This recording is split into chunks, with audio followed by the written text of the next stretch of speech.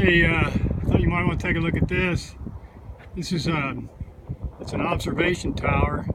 I'm just a little bit north of Jupiter, Florida, and somebody recommended, one of the rangers recommended to come up here and take a look.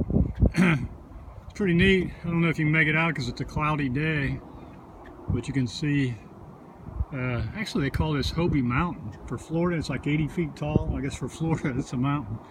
And they got the observation tower on top of that. But anyway, there's the Atlantic Ocean on the horizon. I didn't realize we were that close to the Atlantic. I guess that's a waterway, causeway in between. And you got the Atlantic on the other side.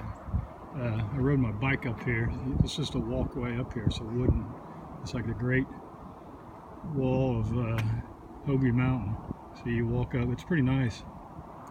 10-minute walk.